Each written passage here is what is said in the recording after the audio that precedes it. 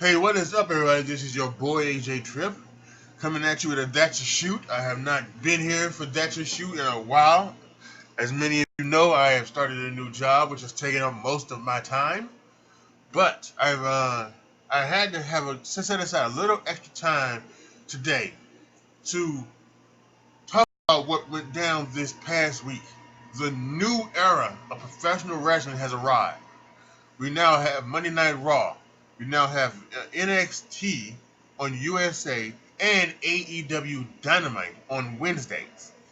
And of course, yesterday, Friday Night SmackDown live on Fox. It's an amazing time to be a wrestling fan. So, what I'm going to go through is I'm going to go through each show and I'm going to just give my thoughts on some of the things that went down on each show, and at the end, I'll give my thoughts on the entire industry, I guess you could say, right? Or just everything. Like I'm not gonna do the thing where I'm not gonna compare and contrast any other shows, or I'm not going to pick a winner or anything like that. Uh, we'll state facts. AEW beat NXT by about 600,000 in the ratings, so good for them. Their first night. I think that's what we all expected. We expected AEW to beat NXT. Maybe not by that much, but they did. Um, but all in all, again, I think if you're a wrestling fan, this was a great week. We had some great time professional wrestling this week. So let's just go ahead and let's kick it off. So let's start off with Raw. And we're gonna go from Monday through Friday in that order. So we're starting off with Raw, and obviously the first thing you see is you see the new set. You see Pyro is back and everything like that, and we have a new announced team. It's Vic Joseph, formerly of on 205 Live. We've got Jerry King Lawler is back, and he's I don't want to say better than ever, but he's Jerry. And we have a new guy, Dio Matadin or something like that. Um, I've never heard of this guy before or anything like that. Um, but yeah, but we really got a big thing. We've like I said, we've heard Vic Joseph on 205 Live, and also a couple of weeks ago, when Jerry Lawler was he was sitting in for Corey Graves, Vic Joseph came and he had replaced Jerry Lawler after he got attacked by the Fiend. And everybody thought that Vic Joseph had done a good job. So I thought Vic was okay. I thought the new announced team was it was all right. I think there were some moments where I think they haven't worked together, obviously. So they just need to try to get themselves into a more effective lane. So I think it'll probably take a couple of weeks. They may even do some things around, switch around, something like that, where they may just they may move people in and out. I'm not sure necessarily what they would do, but I would think Vic would stay, and I would have to think that possibly Dio would stay because he's the new person. Although there was some times where Dio was kind of nervous. This might be his first time doing this, but we'll see how the new announcing goes over the next few weeks. And it started off big. Started off with Rey Mysterio coming out there. He had a title match against what's his face, Seth Rollins, the Universal Champion.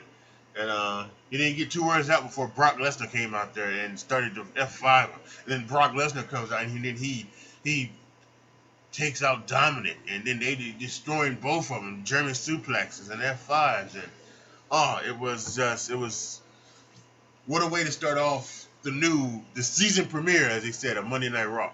So I thought that was a big one as well. And it set the stage for what went down last night. Um, I think one of the biggest things that happened was Miz TV. Last night, Miz TV on Monday Night Raw. Hogan and Flair, they were announced to be on there, and they were there, and they were. I'm not sure. There's a lot of accusations going on. Where it was Flair drunk. Where they off script, where they just shooting off the hip and everything like that. So so who knows? They were just having fun and shooting off at each other, but one of the big things that came from it was that they announced that October 31st, at Crown Jewel, it's going to be um, a a 5-on-5 tag match. Team Hogan versus Team Flair. And the captain for Team Hogan is Seth Rollins. The captain for Team Flair is is Randy Orton. And it looks like we've got there are two other players too, as it was King Corbin coming down to help um, Randy Orton when they were going to do a quote unquote match, and then Rusev came down to help Seth Rollins, and then that turned all into a Rusev versus Seth Rollins Universal Title match later on in the show. So that was great. I saw on Twitter that it said that Hogan and Flair gave WWE one of their highest ratings in a long time. That segment. So um, you would expect to see Hogan and Flair probably do be more on television. That's what they want. They want the high ratings to come around. Uh, Another thing I thought was the United States title match between AJ Styles versus Cedric Alexander. And a lot of people have been upset the fact that they feel that Cedric is just being buried for some reason, and I'm not sure if he's being buried. I don't think that's what's going on. I think what's happening is that you know they kind of just they booked themselves into a spot where you know they didn't really have nothing to do. Because AJ and Cedric was on the kickoff show. So, and they really didn't have anything to do, and so then that happened. Then they did the match on Monday Night Raw, and then of course last Monday, this past Monday, with another victory for AJ Styles over Cedric Alexander. So it feels like a burial. I'm not sure that it is. We won't find out until after the draft, right? We won't find out until after the draft. Now, it could very well be that Cedric is one of the people that goes to NXT and goes back to the cruiserweight division. So, we'll see. But I thought it was a pretty good match. AJ won, retained his United States Championship. So, and and finally, a Universal Title match. A lot of stuff went on in here. Seth versus Rusev, King Corbin and Randy Orton were there. Apparently, King Corbin was on his throne and his throne broke. So that was interesting. And and it was a pretty interesting match between Rusev and Seth. And then all of a sudden, near close to the end of the match, here comes Bobby Lashley. Bobby Lashley coming back, and Bobby Lashley's doing this, and we know it's Lana. And Lana comes out, and she comes out and she starts hugging on Bobby Lashley, and then starts kissing Bobby Lashley. And Rusev is standing in the ring, just up there, just like almost heartbroken.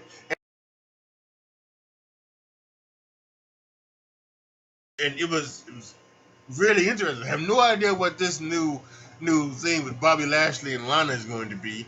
I can't wait for this. Obviously, I think Bobby Lashley and Rusev are gonna be head to head. So I'm hoping what they don't do is they don't end up putting these two on.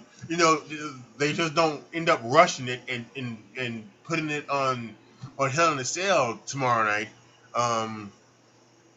as a match, and then just having Rusev and Lana just be out there. And then when the draft comes, put them on different shows. That's not what I want. And besides that, I mean, I just mentioned it. There's still only 3 matches announced for Hell in a Cell. So unreal.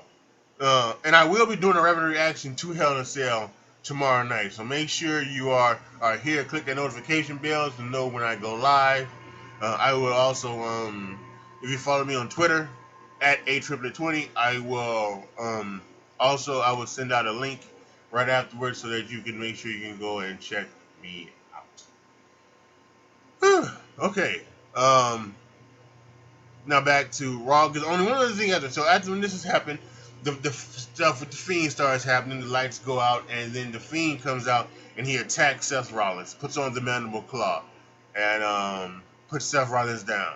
And that's how we end Monday Night Raw. So all in all, I thought this was a very no, I thought it was a very fun show to watch. I thought there were some good things that happened. I thought there was some interesting segments. Loved Miz TV, Hogan and Flair and all of that stuff. Um, loved some of the craziness happening. Loved the beatdown from Brock on Ray and Dominic. So, especially what it leads to later on in the week. So, enjoyed Monday Night Raw very much. The next we'll go to AEW because this is what I watched first. When I came home Wednesday, I came home and I watched AEW first. Um, and There's a few thoughts here from AEW. Their first match in AEW on TNT history is Cody versus Sammy Guevara. And it was a very interesting match. I thought it was good. I thought we had Cody as being the baby face and we had Sammy as the heel. I thought that was interesting. Cody called himself the American Nightmare. I think is something that he's been doing ever since he left WWE. But it's my first taste. This is my first taste of AEW altogether. I have not been watching any of the pay-per-views or any of the streaming things or being in the league. Nothing. So this show was my first taste of AEW, and we had a good opening with Cody and Sammy, and I think that led to a good match. I love the spot where even though you can see it coming a mile away, still loved it. Where you had Sammy pull Brandy in front of Cody as Cody was doing a dive. Um, and then that led to showing Sammy's true colors, and I enjoyed it. Cody won. He did not win. He did not do the crossroads. He won with a roll up, which I think that's something that could be interesting with AEW. I think one of the things I really want to see with AEW is one of the things that I do get from WWE that I think should change is the way they do finishers. The way they do finishers. Because one of the things they do that I've kind of disliked is the fact that you know people will kick out of 2 or 3 finishers. You know, like the Braun Strowman Seth Rollins match from whenever it was Night of Champions. Um, Braun Strowman kicked out of 3 stomps. You know, that's just not. I don't think that should be happening. Yeah, the number of kickouts of finishers do not make a match better. It doesn't. It's the storytelling that goes with the excitement of the match and everything like that. So that's one of the things I want to see what AEW does. Does AEW are they going to do the things where people are kicking out of finishers? Left and right, or will a finisher finish the match? And sometimes will a finish? We not even see a finisher. Will we see a finish like we saw with Cody and Sammy, where it's just rows? So that's one of the things I'm willing to see from AEW. After the match, Cody and Sammy they shake hands, but Chris Jericho comes down, jumps Cody, starts to beat him up. They go to a shrink screen ad break, screen commercial break, and and Cody gets beat down during that commercial break, all apart, and comes back and Jericho still beating him down, power bombs him through chairs and everything like that. So pretty interesting beat down from there. Jericho is the AEW champion, by the way, in case you didn't know. A little bit of the bubbly. Um, Next was the Pull Apart Brawls of this show. We had the SCU, that's Kazarian, Scorpio and Christopher Daniels, and then we had the Lucha Brothers. They had a pull apart brawl. There were a few other pull apart brawls on this show. I can't think of them at the point, um, but yeah, I thought that was that was something fun to watch. Um, we also had the women's title match. It was, you know, and this is gonna make me do another That's a Shoot for another day when we talk about botches, because I think people get too upset and too think about botches, during matches. I think that's something that people need to get over. Somebody on Twitter said it, but botches are a part of the thing. I think as long as they don't just try to redo the spot immediately, it's okay. You know, so but that's for another time. But we had a new champion. It was not Nyla Rose. It was actually Riho, the little Joshi Asian woman. Who, by the way, they mentioned that she's known Kenny Omega. She's been wrestling for 13 years, and she was 22 years old. She started when she was 9, and she's known Kenny Omega forever. And if you are a fan of Jim Cornette like I am, you know that one of the things that Jim Cornette cannot stand about Kenny Omega is that he was wrestling a 9-year-old girl in Japan. So I wonder if this is the 9-year-old girl that he wrestled that caused Jim Cornette to flip his shit. So, and if that's the case, then Jim Cornette's not going to like Riho at all, because she's the one that's a part. She's the one that wrestled Kenny Omega. So that's going to be interesting. I have to go to the YouTube channel and see if he's got some thoughts on that. He had some thoughts on the main event. I saw doing my subscriptions, but anyway. Ree's the first ever AEW Women's Champion, so that's impressive. Beat the Beast, Nyla Rose. And the announce team. Let's talk about this. Excalibur, Jim Ross, and Tony Schiavone. Tony Schiavone is back doing wrestling. Jim Ross is back on TV doing wrestling. And I've never heard of Excalibur and everything like that. Again, I'm going to reference Jim Cornette. He's got a big deal with Excalibur wearing the mask. That doesn't matter what he's wearing. So, as a trio, I thought they were interesting. I thought they were great to watch. I thought they were funny. I thought they were a little bit more edgy. Some cursing and talking about Pac as a bastard and everything like that, and making some jokes here and there. I will say this: Jim Ross does sound not on his game, to put it politely. He doesn't sound like he's too much on his game, and I understand that Jim Ross I think he's going through a lot. Not only did he lose his poor wife a few years ago in a tragic accident, but I think he's also had another bout of Bell's palsy over that time as well. So I don't think he just doesn't sound very well. And maybe it'll be better. Maybe over time it'll get better, and he'll get back in the swing of things, because he hasn't done announcing in a long time. So maybe that would have. I think the last mountain match he announced on pay-per-view was Reigns and Undertaker at WrestleMania 33. So, but we'll see how that does. I think when it comes to new announce teams, I think between AEW and Raw, I think Raw is probably better than that. So, and so is SmackDown, but we'll talk about that when SmackDown happens. And then finally, to get through, we had the main event, which was the Being the Elite. It was or just the Elite. I don't know what you want to call them. The Young Bucks, Matt and Nick Jackson, and Kenny Omega versus Chris Jericho, Santana and Ortiz. Santana and Ortiz is in TNA, called LAX. They cannot also use their name, so they're just going by Santana and Ortiz here. This is my first action of both. No. I think I've seen the Young. I saw that.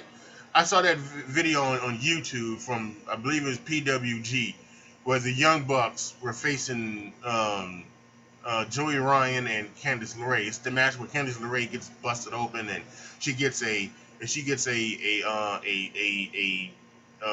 super kick from one of the Bucks with nails on the shoe, something like that. So it's absolutely insane.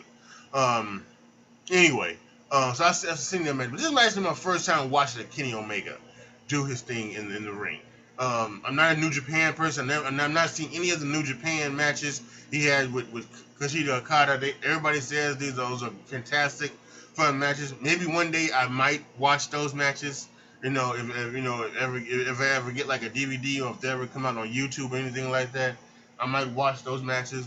Or if WWE buys New Japan Pro Wrestling, which could happen, and then they put them out on the network. But this is my first start at Kenny Omega, and I didn't get too much of it because right at the beginning we've got Jon Moxley coming out, and he's beating the hell out of Kenny Omega, bringing him up, and they go back to a VIP room, and and Jon Moxley gives them the dirty deeds through a glass table, in the VIP round. So that just sets up put more heat on for that match at Full Gear coming up at the next one in November, I think it is. So they go on 2-on-3, the Young Bucks versus Santana and Ortiz, and it's just the things are just too much for them, and they end up beating down the Young Bucks. Santana, Ortiz, and Jericho win. Jericho hits the Judas Effect. I believe that's how they won. And then after the match, they start to beat him up again. Here comes Cody Rhodes in his now suit or in his dress clothes or something like that. They take him out, and then Sammy comes down, but he turns on Cody after shaking his hand, and he's part of that. And then Dustin comes down to try to help him out. Then out of the crowd, here comes the former Jack Swagger, Jake Hager. He comes in and he breaks it down. And he lays out everybody. Puts Dustin through a type of table type thing with the gut wrench power bomb. So at the end, standing tall, we've got Jericho, Santana, Ortiz, Sammy Guevara, and Jake Hager. And I put this out on Twitter. That fivesome could be to AEW what the Horsemen was for NWA/WCW. They could be the group that everybody goes after, that everybody loves to hate, and that could be a very impressive group. You've got Jake Hager with his MMA stuff being an enforcer. We've got Jericho as the veteran in the Ric Flair role. We've got Santana and Ortiz as your tag team, as the Andersons were, Ole and Anderson, and then also Tully Blanchard, and all of those. So there are so many things that could go on, and then Sammy's there, and Sammy's a young guy, and he can just be there just to learn. That's a Horseman evolution type thing they have there, and I think that could be very interesting to see what goes on. So, all in all, for the first show in AEW, I thought it was very, very, very, very good. I thought it was very, very good, a very start off show. I know some people were upset, maybe that there was some logic holes, and they thought maybe there was to be some more better matches. From there, but I saw all in all, I thought it was some good stuff there from AEW. I really did. And most of y'all guys know me. I'm a WWE diehard. I am not someone that thinks that AEW has a chance in hell of winning this quote unquote war, and putting WWE out of business. I don't. More or less, I think AEW at some point, and I put this out on Twitter as well. AEW has more of a shot at becoming more of an indie federation. You know, being on Access TV instead of being on a big network like TNT in 5 years. So or less. But for the first night, I thought it was good, and again with the way this job I have, Um, I'm not gonna be able to watch a lot of stuff live or anything like that, but I am gonna record it, and I am going to fast forward through some of the things for AEW and just and maybe stop and watch something that interests me or anything like that. So and to catch up on maybe something that happens or anything like that. Um, I I may start doing some things maybe with maybe start following like a YouTube channel or something like that. Something so that I can catch up on some stuff. When things happen. And listen, we'll have to wait and see too, because I've got one more week of my probation week when it comes to um, my job, and I'll be very honest with you, I'm not doing very well. So next week could be very well be my last week, and I could get back into the action while I'm watching AEW kind of live. I won't watch it. I'm not gonna watch it fully live because I'm watching Survivor live. I'm watching that first. Then I'll watch AEW and NXT and all that stuff. But so yeah, so that could very well happen after next week. But we'll have to wait and see what goes on with my life and also with the future of AEW. So next we start off with when we go to NXT on USA. Now this is not the first week. They've been on for 2 weeks, but they were only doing 1 hour programs. This is the first full 2 hour program of WWE on NXT, and I have to tell you, this was some magical stuff here. They started off with the NXT title match, and I've got it written down here as 15 minutes of Jesus between um, Adam Cole and the Bro. I forget his. I'm always forgetting his name because he is kind of forgettable. Matt Riddle, and it was some great stuff here. It was fantastic stuff. It was they did like commercial free as well. Some really really good stuff here. And what I talked about earlier about what they do in WWE, NXT is really one of the big things about it too, because they kick out of finishers and they hit things second times and like and they don't sell them, because I think that's a big thing too. Hopefully there'll be like a lot of selling on hopefully there'll be a lot of selling on um AEW, because things at NXT they're doing. At one point there was a segment when you had they were just hitting moves and just not really selling them, and I try and think, okay, well, you can say that it's part of this and it's a part of that, but at some point you just there needs to be some selling. You know, maybe you hit it, pinfall, pinfall 1-2 kick out. Then you revert, and then he goes for something else. He does a move 1-2 kick out. Something like that. I don't know. So, but it was fantastic wrestling. And Adam Cole ends up winning, beating Matt Riddle with the last shot after hitting him in the hand with a cast on his hand. And then afterwards, Finn Balor, surprise of all surprises.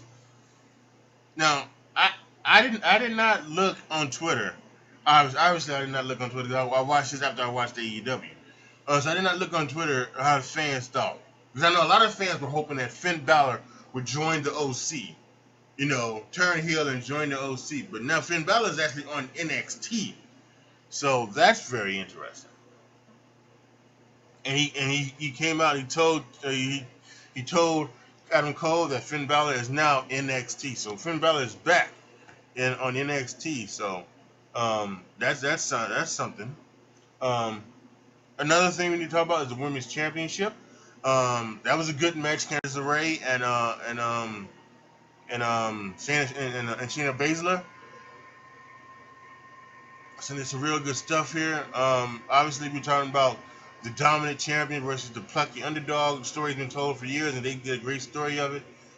Once again, it came out where Shayna once again won, and she's just been dominant. I don't know I don't know what they're gonna do. I don't know who is going to be the one to beat Shayna, if anybody.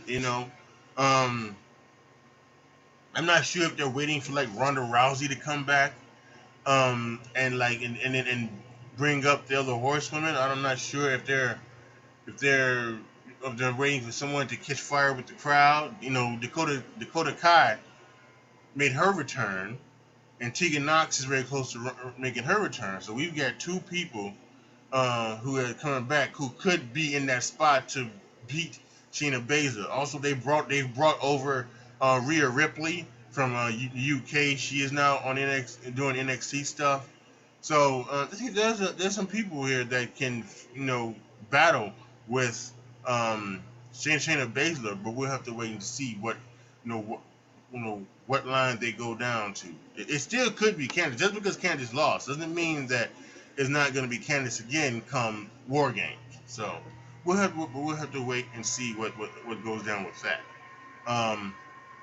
Damian Priest. I've been seeing a lot of stuff with Damian Priest on NXT videos and things like that.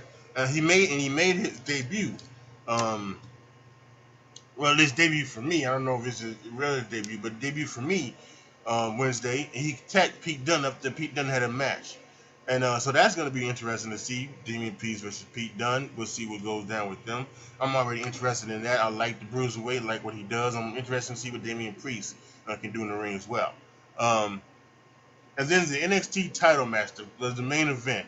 The Street Profits versus the Undisputed Era. And once again, they had a fantastic match. Great stuff here from these two.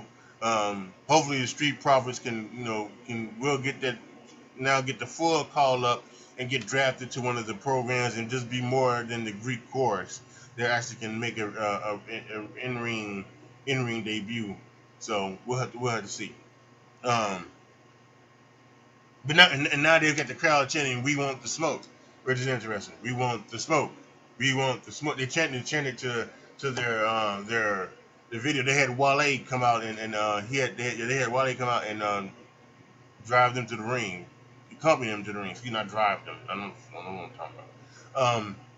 But yeah, like I said, this was a fantastic match. It ended up with Roderick Strong at the end, doing the thing, distracting one of the guys, and we hit the high-low, total elimination, whatever you want to call it, on I believe it was on Montez Ford, and we had the victory. Indian Spirit retains the tag team championships, and we had it also overran. It also overran by about 16 minutes. So that was very interesting. They decided to do an overrun for the first 2-hour show. They were, yeah. So because that's what both shows used to do back in the day. Both shows overran. Nitro would overrun, and so would WWE. They would overrun, try to get that extra bit of rating or whatever. Back in the day. So on the first one, AEW, I think actually AEW went off a little early, and NXT decided to overrun. So we'll see if they keep up the overrun. I don't think so. I think they've got like a big show on Wednesdays now. I think Suits is back. So I think maybe this week was just different. Since it was just the first week. So, but as we have the tag champions and Roderick Strong, the North American champion, standing in the ring, Adam Cole comes out, stands on the ramp, says, "Yes, those are my boys." And all of a sudden, here comes Ciampa, Tommaso Ciampa, with a return from his neck surgery, coming out, standing face to face with Adam Cole, looking at Goldie, the NXT championship. And now, so we've got Finn Balor and we've got Tommaso Ciampa chasing Adam Cole for the championship. That's going to be, I think, a very, very interesting prospect. I can't wait to see what goes down next between these guys. And I'm also can't wait to see how do they do now. And since they're going to do now 2-hour episodes every week, are they going to continue with the thing of not putting not oversaturating the product with many people? Because when it was 1 hour on thing, normally what it was that you just didn't see every week somebody on TV. Like this week we saw excuse me, we saw Velveteen Dream. He did a promo on Roderick Strong, challenging him for a rematch to the North American Championship. So are we going to see Velveteen Dream next week wrestle, Are we going to see Velveteen Dream do another promo, or Velveteen Dream would not even be on the show next week? Something that's interesting. So I I think there needs to be some overlap. Because see, like one of the big stories they've been talking about was the invasion of NXT UK, the Imperium, whatever. Um, there was none of that on this show in NXT. I think they showed some replays of it, but there was like no matches. I think there's gonna be a match next week, between Kushida and Walter, but but and so see, I'll be interested to see if they continue that up, because that could be very interesting. That's something that SmackDown should take advantage of, because 2-hour episodes. That's something that they can do. They don't necessarily they won't need I I think they can take their two biggest stories and focus on that, but then also focus on some of the other things too. Make sure that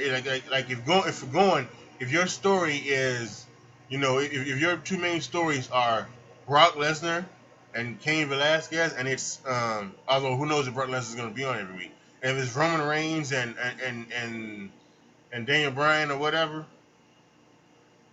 um, then those are the ones that need to be on every week. But then you can have like, and also excuse me, it also depends on the draft, doesn't it? So, but like the tag champions are Scott Dawson and Dash Wilder.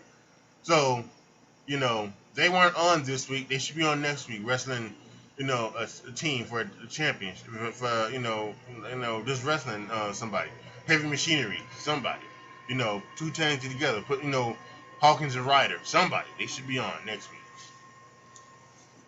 Um, So yeah, but yeah, that's my thoughts on NXT on WWE. I don't know. I thought this was a fantastic show. I know some people are like, well, they can't do that show every week. True, they can't do that show every week, but and they shouldn't do that show every week.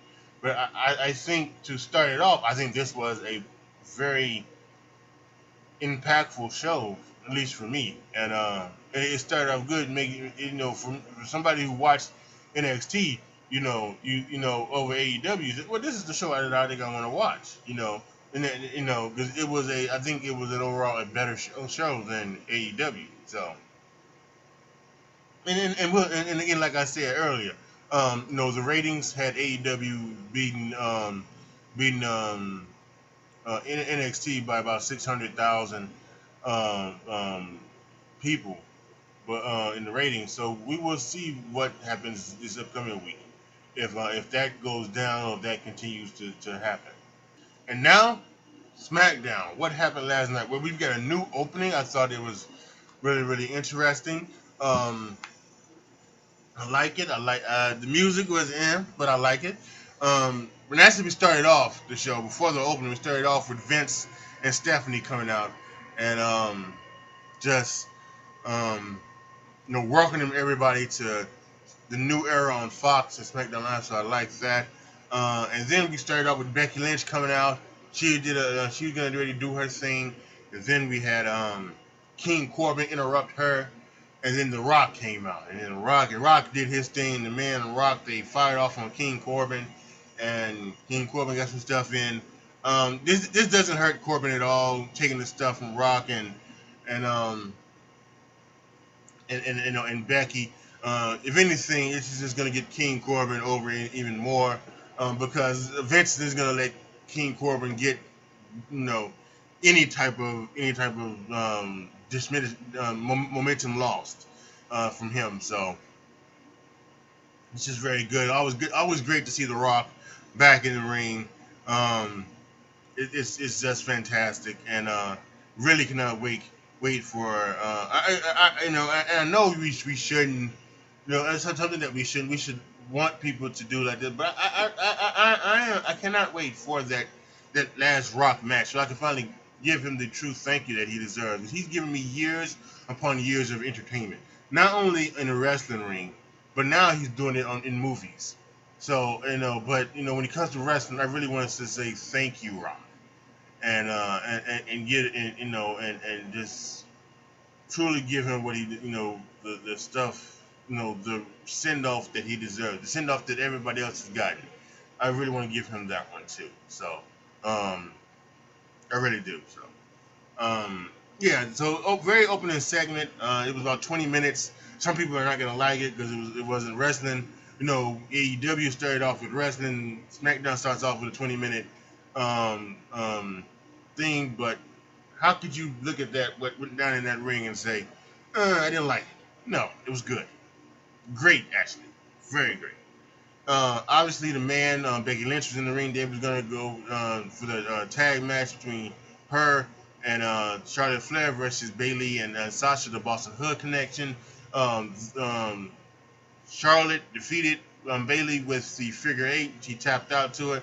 So now we'll see what happens at Hell in a Cell. Will Charlotte get a rematch against Bayley from the other from the Night of Champions, where it was a 3-minute match, or they're just not gonna have? I don't know. I have not checked yet, so I'm sure there are gonna be some matches announced.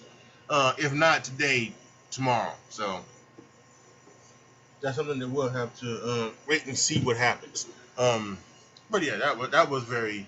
I thought that was a really good match as well. By the way, um, two things here before we continue. Um, no shrink screen ad breaks for Fox.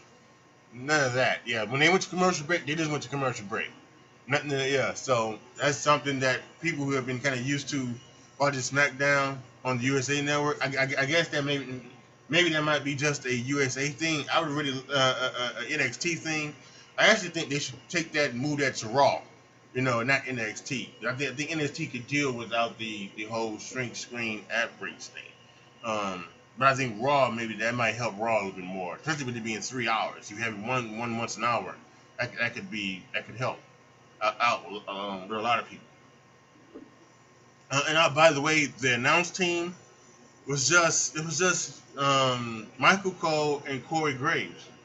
No Renee Young. Renee Young is going to be the host of a WWE show on FS1, and rumors are that CM Punk is going to be on that show as well. So that'd be something to talk about in the near future. But no Renee Young.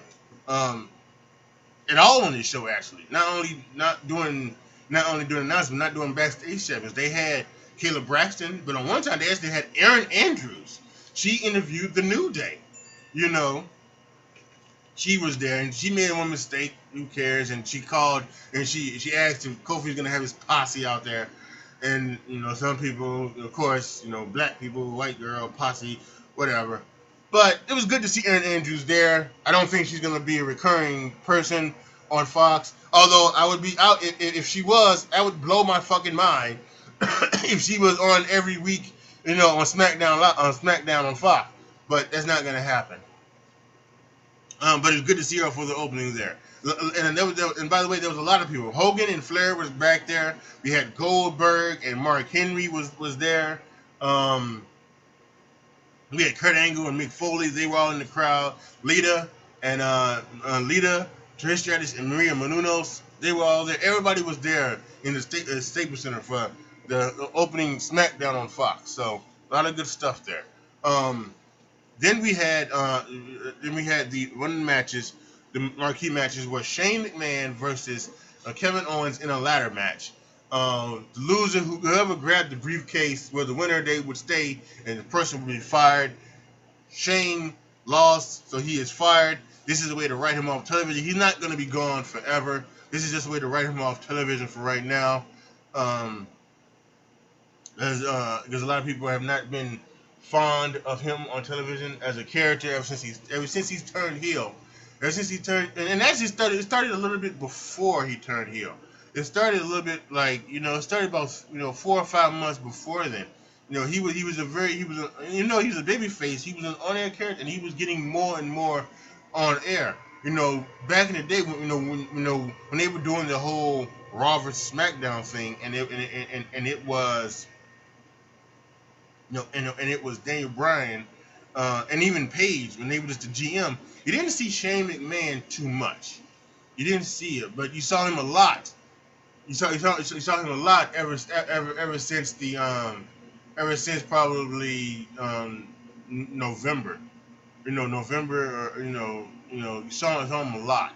So and I think a lot of people were getting tired of him being a part of the you know and actually it actually it may have even started back even a couple years ago, at WrestleMania, when there was the whole Daniel Bryan,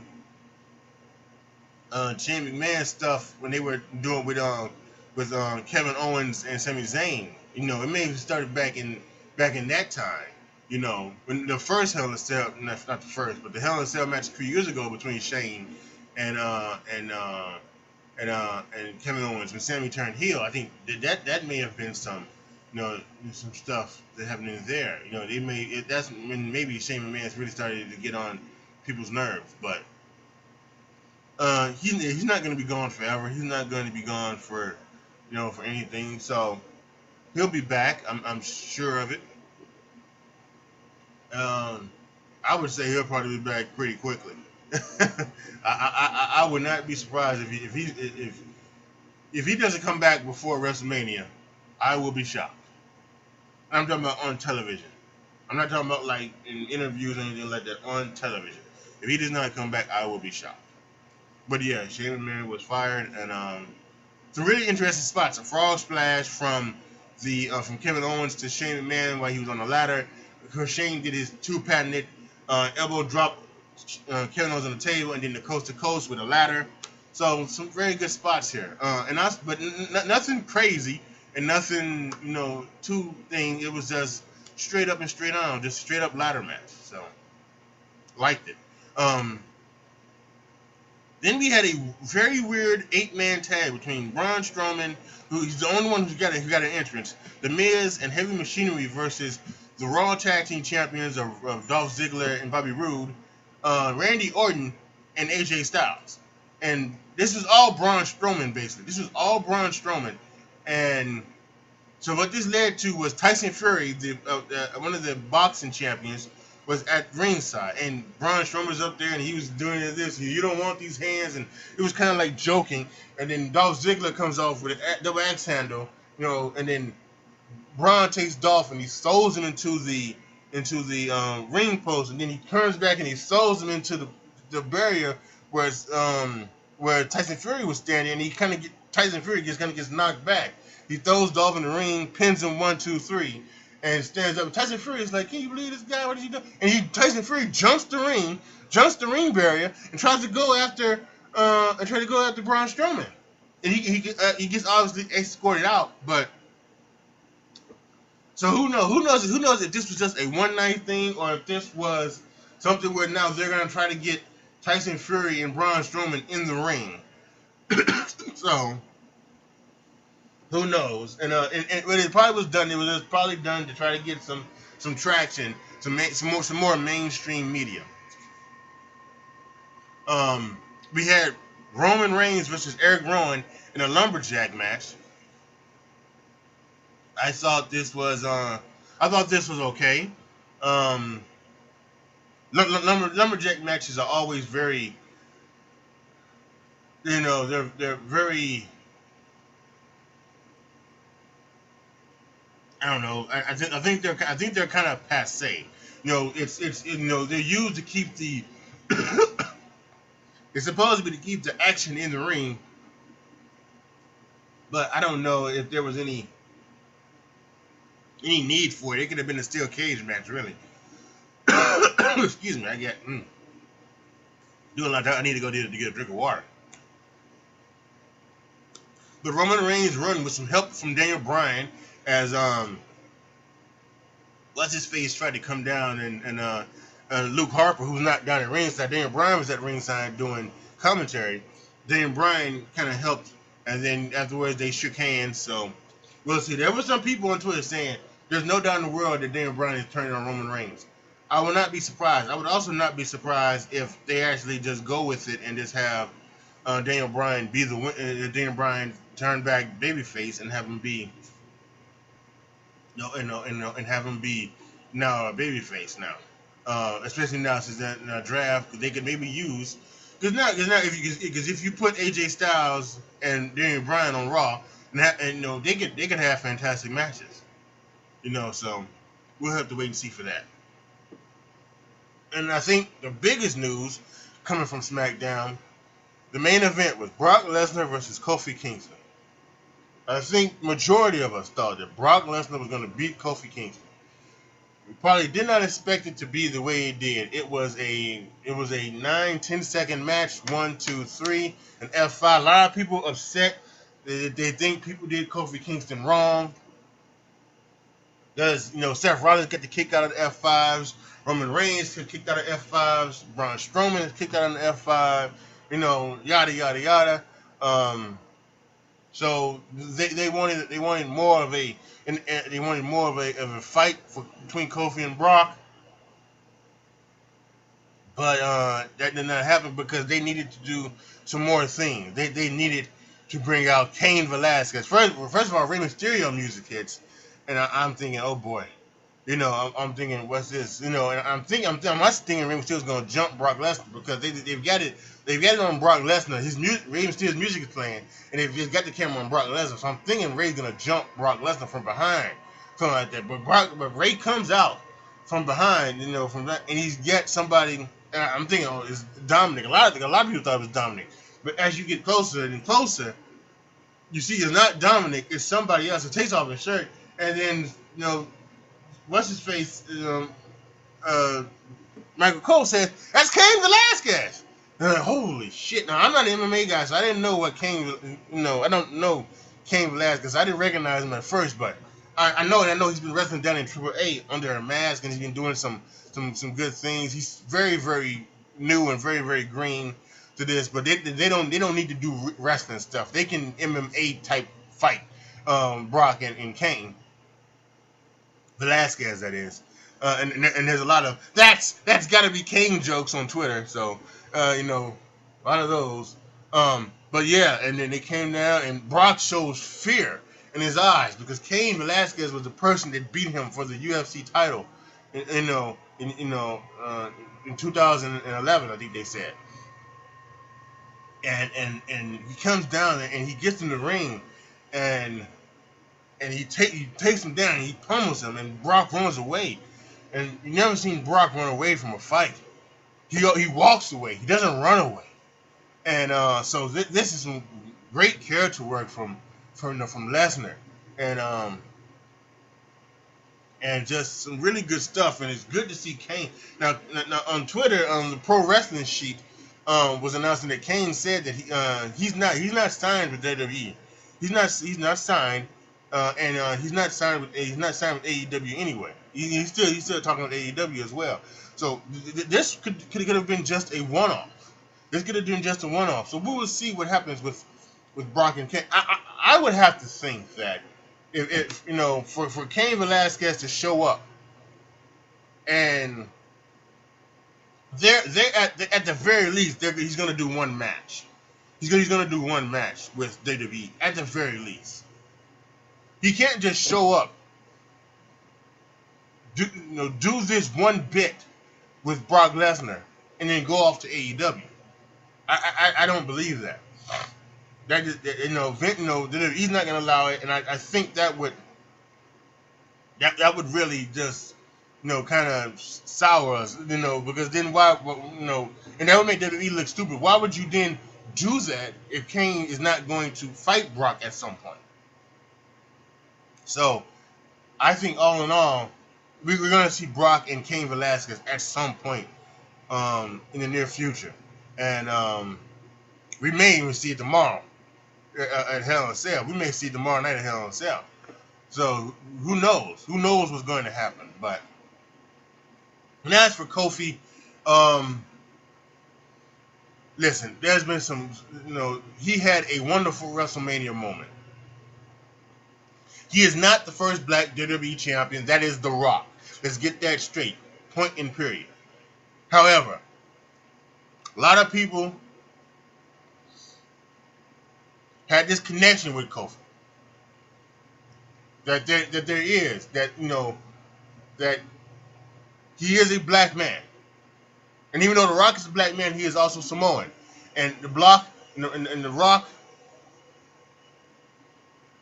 embraces his Samoan culture as much as he embraces being black.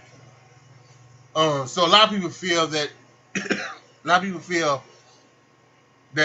even though The Rock is black and something like that, they have a more of a connection with Kofi. And I can kind of understand that, but let's not disrespect The Rock. He is without question the first black WWE champion. That's a point blank period in a discussion moment. But I'm not going to take away the people's connection with Kofi Kingston and Kofi Mania. And I'm also not going to take into the fact that a lot of people were getting bored with Kofi. And they thought that even though WWE ran with Kofi, that maybe his title run should not have been as long as it should not have been. That it was a mid carder trying to be a main event. The matches he had were okay. They were not barn burners. They did not draw heat. Now whether you want to say that's because of because of Kofi or because of the people, because he had Dolph Ziggler, who hadn't been on TV in a while. He had Samoa Joe, who at that point was not in his right spot. Randy Orton, the first time was first time was I don't know what they're doing the second time. I really don't know what the hell they were doing. So you never know. The biggest threat was Brock Lesnar, and he beat him, right? So who knows what's goes on with that. But I think you should enjoy the fact that they gave, not only did they give Kofi the WWE Championship, but they booked him strong. He I think during his time as champion, he was defeated 4 times. He was defeated once in a 2 out of 3 falls match by Dolph Ziggler. He was defeated once by Samoa Joe. I think Samoa Joe choked him out. I think he was defeated once by Randy Orton. And then he was defeated by Brock Lesnar. So during his reign, he was defeated only 4 times. And they said, I saw something on Twitter. He had a reign of 180 something days, 6 months, longer than people like Chris Jericho had, and Booker T, and Rey Mysterio, and many others who held the WWE Championship. So Kofi Kingston had a fantastic run with the belt. And I think for those who are upset at the way that he lost, don't be. Because one, it's not. It doesn't mean anything. The biggest thing was that Kofi Kingston had that moment, and he got to run with the belt for over 6 months. That's the big thing. You would have been upset if he never had that moment, if he didn't get an opportunity at the championship. If they just said, well, you know what, we're going to put Roman Reigns in that spot. We're going to put someone else in that spot. We're going to put AJ Styles in that spot instead of Kofi Kingston. That's what you wanted to get mad at. You wanted Kofi Mania, and you got it. And you got 6 months with him being the WWE Championship. So don't be upset. Kofi had a fantastic run. Now where he goes from here, I don't know. Does he go back to being part of a mid-card tag team? Does he go back to being, does he stay in the main event? I'm not sure. I actually think that it might be good for him to go back and it might be good for the New Day to kind of split up and maybe go their separate ways. Maybe, and I don't mean like anything, but I mean maybe like go different direction. Maybe it's time. So maybe now it's time for Big E to take a run at a title, right? Maybe it's time for Big E to go after the Universal or the WWE Championship, and maybe it's time for Kofi to go after the Intercontinental Champion. Maybe it's time for Woods to maybe do his thing, the do this, then maybe go back to NXT and go after the cruiserweight championship, or maybe stay or maybe stay with the group, be on Raw and SmackDown, and be a part of his own feud, his own program. So that's something that could be interesting to see. But all in all, I thought SmackDown on Fox, total success, entertainment wise, wrestling wise, everything. This was very, very good. So my final thoughts on this new era, this first week of the new era of professional wrestling. I enjoyed it. I saw all four shows: Monday Night Raw, AEW Dynamite, WWE NXT, and SmackDown. I thought they all were success. I thought they all were great shows. I thought they all had their own bits to them, and I think they all made it feel like they were different in their own way. I thought NXT was the best show, and they tried it. I understand why. That's not going to be the case every week, I don't think, with their show. But I thought NXT was the best show of the week, but at least for me, in my opinion. But I thought, again, all four shows were fantastic. So if this keeps up, you're talking about, having four wrestling shows just give you great wrestling each and every week. As a wrestling fan, you know, how can you be upset at that? I don't think you can. I mean, even if you are not, well, I can't say even if you are, because I think there are a lot of people who have chosen sides. I think there are a lot of people who have chosen sides, and I think and I think even for me, I think I've kind of chosen a side, because I've always said that I am a WWE mark, and I don't think AEW is going to last. I've even said this. Even I have chosen a side. But I think all in all, I think that doesn't mean that I'm not going to watch AEW. I'm not going to follow AEW. And I think that should be the same thing for people who have chosen AEW. They shouldn't just stop watching Raw or NXT or SmackDown. They should keep up with things, because I think this is going to bring out the best of both worlds. I really do. I do think that this is going to make um, some great stuff going on between Raw and NXT and SmackDown. So and I think if you can't, then DVR fast forward through some of the stuff you don't want to see. If you don't care about the whole cuckold and stuff with Mike Bennett and Maria Kanellis, and now what could be with Lana and Rusev and Bobby Lashley, okay, fast forward through it. But if there's a AJ Styles versus Daniel Bryan match on Monday Night Raw, hell yeah, you better watch that shit, because that could be fantastic. That could be awesome. So I think this is going to be really, really fun stuff happening in the near future, and I can't wait. Like I said, we'll see what happens with my jobs and everything like that. If I am let go, um, then I probably will start back doing more that's a shoots, going back to the old format of put over and bury, uh, um, and then having a main topic. And then every now and then I'll probably do a potpourri where I would just not, who cares about, not do put over and bury and a main topic, but I'll probably just talk about four or five things that happened during these shows that I thought were maybe something like that, and maybe even what I might even do is I might even, when I do that potpourri topic, I may just talk about one thing on each show. What happened on Raw, what happened on AEW, what happened on NXT, and what happened on SmackDown, something like that. But so we'll have to see what happens when, this upcoming week, because this will be my last week of my probation, and like I said earlier, I'm not doing too well. I don't expect to continue to. I don't expect things to change.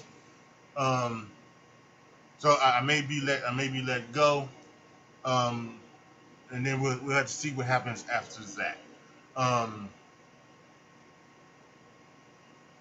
But yeah, I'm going to continue to watching all of these the best I can. You fast forward and through the DVRs and all these other things. So, and I hope that you guys do too. We're in a new era again of professional wrestling, and I think this could be a fantastic time to be a fan. So let's enjoy it. Let's enjoy everything the best we can. Let's critique and be critical, but let's not be a dick, for lack of a better term. You know, um, let's do that. All right, y'all. Post your comments down below. Tell me what you guys think. Let me know what you guys thought of Raw, of AEW Dynamite, of NXT, and of SmackDown. What did you think was the best show? What was your favorite segment on any of these shows? Just let me know down in the comments what you think of AEW beating NXT by over 600,000 people in the ratings. Let me know what you guys think down in the comment section. Like the video, share the video, subscribe to the channel, and as always, thank you guys so much for watching. Again, reminder, I will be doing a rapid reaction of Hell in a Cell tomorrow night. So make sure you click that notification bell to let know when I'm live, or follow me on Twitter at ATriplet20. I'll send out a link as soon as as I go live. All right, y'all. As always, be good to each other, y'all. Be careful out there. And I am out.